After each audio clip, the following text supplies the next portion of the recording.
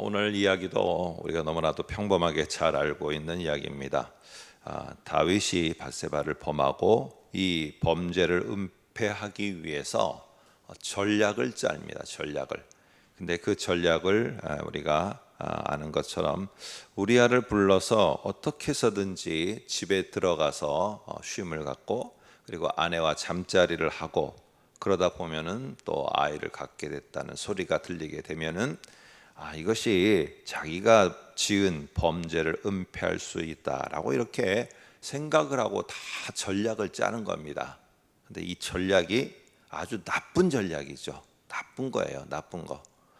이렇게 저 전략을 짰는데 그 뜻대로 되지 않는 것입니다. 우리아가 그러지 못하겠다 하고 자기가 이 싸움이 계속되고 있는데 어떻게 집에 들어가서 이렇게 쉴 수 있느냐.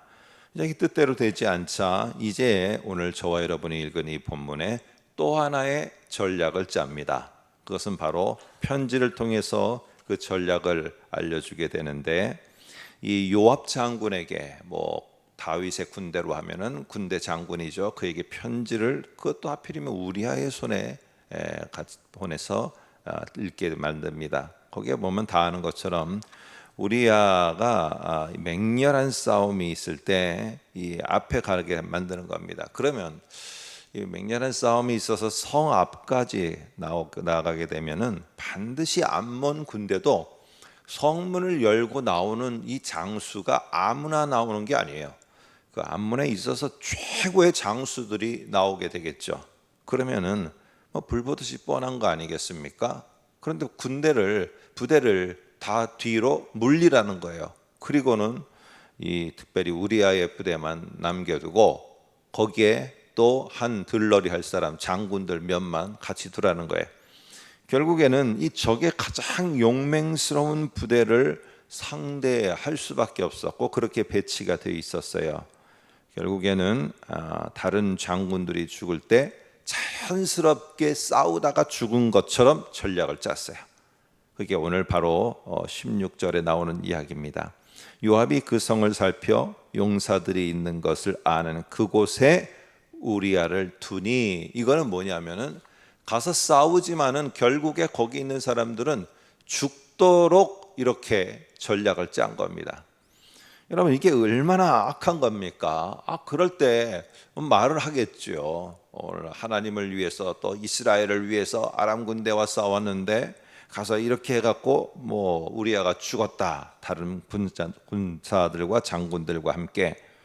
여러분 이렇게 이야기하면은 얼마나 그림도 그럴싸해 보이고 이 전략도 짠 게 자기의 모든 것도 감추려고 하고 이런 모습이 계속 오늘 우리들에게 나옵니다. 오늘 이게 아주 우리들이 알고 있는 평범한 이야기인데 한번 이 이야기를 우리가 9장, 10장, 11장의 하나님의 은혜와 관련해서 한번 연관시켜 보겠습니다. 여러분 하나님의 은혜를 받고 하나님의 은총을 받은 자, 오늘 여기로 말하면은 요나단으로부터 그 은총을 받아서 생명이 살 수 있었던 다윗은 이 요나단으로부터 은총을 받은 거예요. 그러니까 어떻게 합니까? 자기가 받은 이 은총을 요나단의 아들 무비보셋에게 똑같이 전해주려고 하는 것입니다. 여러분 그러다 보니까 이 전략을 짜는 거예요. 어떻게 전략을 짜냐? 어떻게 하면 무비보셋을 찾을 수 있을까? 이렇게 저렇게 전략을 짜고 또 전략을 짜서도 어떻게 하면 내가 저에게 은총을 베풀어 줄 수 있을까? 거기에 맞는 계획을 짜는데 땅을 그에게 주고 사람을 붙여주어서 거기서 나오는 것으로 생활을 하고 풍성하게 어렵지 않게 또 이렇게 당당하게 살 수 있도록 이렇게 해주면은 그에게 은총을 베풀 수 있겠구나. 이렇게 모든 계획이 하나님이 나에게 베푼 은혜라는 걸 아는 자는요, 내가 다른 사람에게도 은혜를 어떻게 해서든지 베풀 수 있을까 이걸 생각하면서 거기에 맞는 계획을 짜요. 그러니까 그렇게 짠 계획 속에는 은혜가 베풀어지고 죽어가던 사람을 살리고 정말로 무너지던 것들을 회복시키는 이러한 결과들이 나오겠죠. 오늘 10장에서도 마찬가지입니다. 암몬 왕 나하스에게 은혜를 받은 이 다윗은 동일하게 그가 죽었지만은 아들과 그 나라 암몬에게 특별하게 은혜를 베풀고 은총을 연이어서 베풀기를 원하는 거예요. 이 당시에는 우리는 생각하면은요, 항상 이스라엘은 이렇게 뭐 작고 볼품없고 항상 위기 속에만 있고 이렇게 생각하는데, 오늘 이 10장쯤에 왔을 때는요, 어느 정도 시간이 지나서 이 종주국에 있어서 특별히 이 우에 있었던, 우월하게 탁월하게 있었던 나라는 암몬이 아니라 여기에 이스라엘입니다.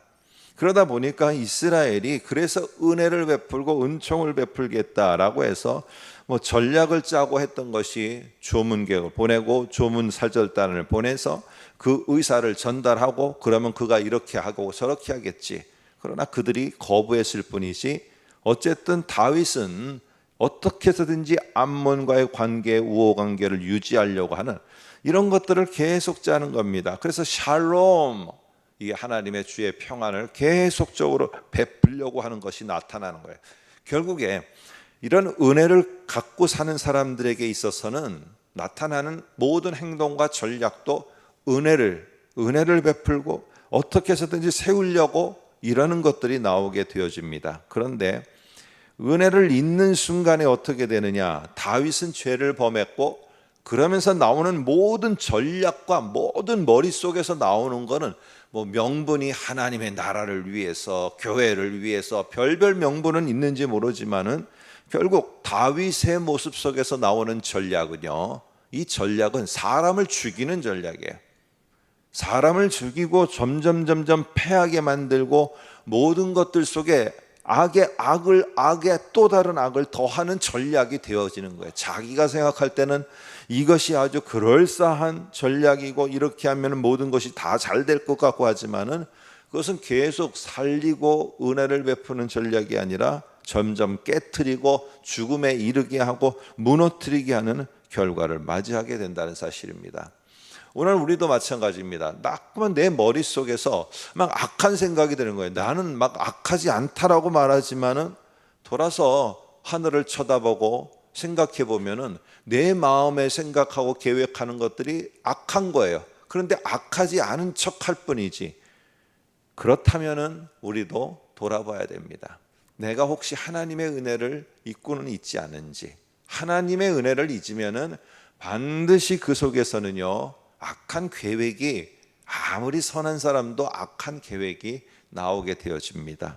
여러분, 그렇게 한 달을 살고 그렇게 한 달을 살면은 모르겠어요. 좋은 성과, 내가 원하는 대로 우리아를 앞에 배치해서 기가 막힌 전략으로 우리아를 죽게 만들고 그것도 아무도 모르게 잘 그렇게 죽게 만드는 것에 성공을 했는지 모르지만, 그런다고 다윗이 범한 그 범한 죄가 가려지거나 없어지는 것은 아니라는 거예요.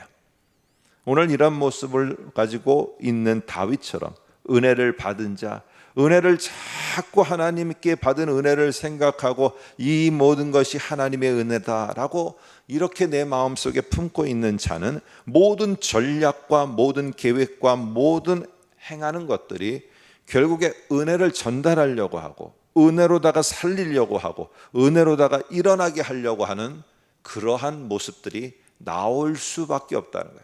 안 나온다? 하나님의 은혜도 알고 내가 정말로 감격도 있고 감사도 있는데 그렇지 못하다? 그러면 나는 하나님의 은혜를 덧입고 사는 확신이 점점 흐려지기 때문에 그렇습니다. 오늘 우리가 한 달을 살아가고 한 달을 살아가는 것도 중요하지만 어떻게 사는 것도 상당히 중요합니다. 그것은 살리는, 은혜를 베푸는 삶을 살아야 돼요. 그래야지 이것이 또한 우리들의 다음 오는 사람들을 은혜를 받고 그들도 은혜를 베풀고 은혜를 전달하는 자로 살 수 있게 만드는 것입니다. 저는 그래요. 오늘 다음 우리 세대들, 또 오는 이 교회에 오는 사람들, 그들이 어떻게 됐고 저렇게 됐고 그것은 다 나에게 책임이 있는 거예요. 나에게. 내가 그에게 은혜를 전달하고 은혜를 베풀고 어떻게 해서든지 그들에게 그 은혜가 임하도록 하는 전략과 그리고 거기에 따르는 행함이 있을 때는요, 그것에 분명히 하나님의 은혜를 받은 자는 하나님의 은혜를 전하는 자가 되게 되어 있습니다.